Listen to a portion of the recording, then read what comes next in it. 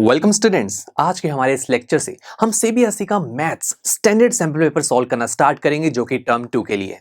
तो आइए सबसे पहले देखते हैं यहाँ क्वेश्चन नंबर 1 में हमसे क्या कहा गया है। क्वेश्चन नंबर 1 में देखा जाए तो हमारे पास चॉइस है, यानी कि इन दोनों क्वेश्चंस में से हमें कौन सा क्वेश्चन इजी लगता है उससे हम एग्जाम्स में अटेम्प्ट कर सकते हैं। बट हमारे आज के इस लेक्चर में हम दोनों क्वेश्चंस को अच्छे से स्टडी करेंगे। तो चलिए सबसे पहले क्वेश्चन को रीड करते हैं। Find the value of A25 minus A15 for the AP. तो स्टूडेंट्स यहाँ पर हमें एक एपी गिवन है और हमें कहा गया है कि आप इस एक्सप्रेशन की वैल्यू निकालो। ये एक्सप्रेशन हमें क्या कह रहा है?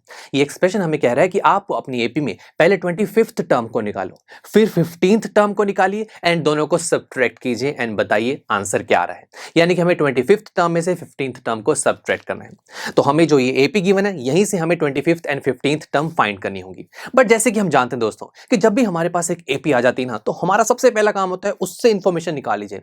और उससे दो सबसे इंपॉर्टेंट इंफॉर्मेशन हम निकाल सकते हैं कि उस एपी की फर्स्ट टर्म क्या है जो कि है 6 एंड कॉमन डिफरेंस क्या है। कॉमन डिफरेंस के लिए हम किसी एपी में किसी भी एक नंबर को पिक करते हैं और उसमें से पहले वाला नंबर माइनस कर देते हैं। तो मैंने अगर 9 को पिक किया तो उससे पहले वाला नंबर है 6, 9 माइनस 6 इज 3। तो ए यानी कि फर्स्ट टर्म एंड डी यानी कि कॉमन डिफरेंस हमारे पास आ चुके हैं। नाउ हमें इस एक्सप्रेशन की वैल्यू चाहिए, that is A25 minus A15। तो पहले ऐसा करते हैं 25th टर्म की वैल्यू निकाल लेते हैं, यानी कि मुझे देखना है कि 25th पोजीशन पर कौन सा नंबर है। तो कैसे निकालेंगे? तो स्टूडेंट्स अरिथमेटिक प्रोग्रेशन के चैप्टर में हमने एक फॉर्मूला स्टडी किया था, that is nth term of an AP.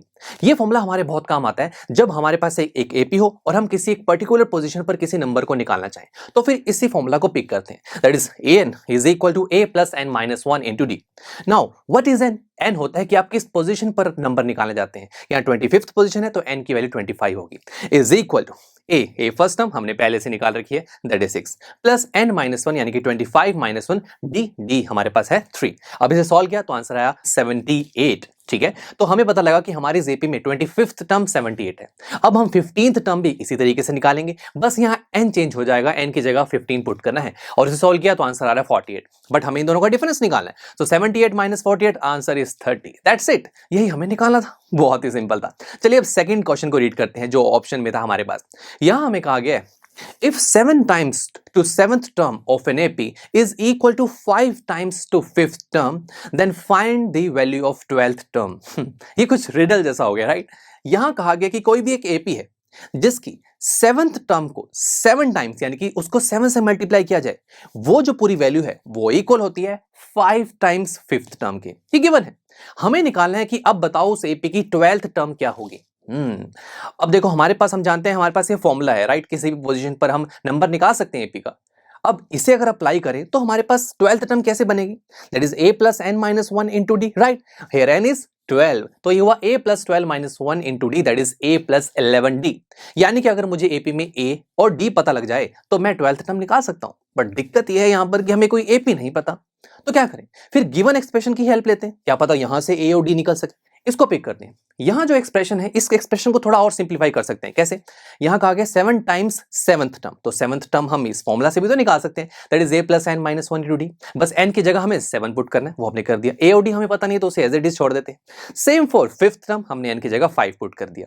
अब इसे फर्दर सॉल्व किया तो ये हुआ 7 times a plus 6d is equal to 5 times a plus 4d।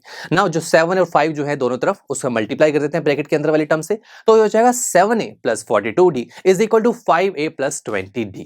अब हम क्या करते हैं, सारे एक्सप्रेशन को एक तरफ ले आते हैं, तो मैं फिर सब चीजों को लेफ्ट हैंड साइड पर लेके जा रहा हूं। तो ये हुआ 7a plus 42d minus 5a minus 20d। तो यहां पर 7a माइनस 5a ये हो गया 2a, एंड उसके बाद 42d माइनस 20d जो कि हो रहा है 22d। तो ये एक्सप्रेशन हमारे पास आ गया 2a plus 22d is equal to 0। But यार यहां से भी कुछ पता नहीं लगा, ना कुछ a पता लग रहा है ना ही d।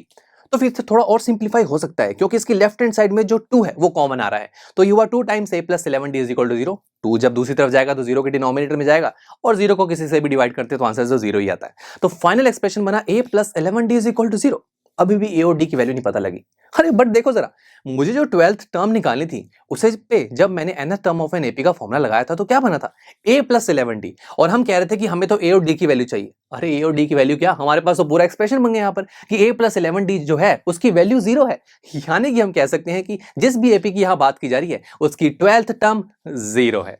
काफी इंटरेस्टिंग क्वेश्चन था। हम तो a और d निकालने चले थे बट यहाँ तो पूरा एक्सप्रेशन ही हमें मिल गया जिसकी वैल्यू 0 थी।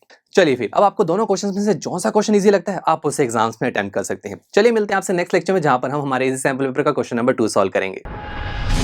आई एम श्योर स्टूडेंट्स आपको ये लेक्चर काफी पसंद आया होगा, और ऐसे ही मजेदार तरीके से अपने हर एक कॉन्सेप्ट क्लियर करने के लिए डाउनलोड कीजिए पीयू स्टैक ऐप को, जहां पर आपके पास और भी बहुत सारे ऑप्शंस होंगे, जैसे कि back exercise solutions, tip videos, sample papers and much more. So what are you waiting for? Download the app now.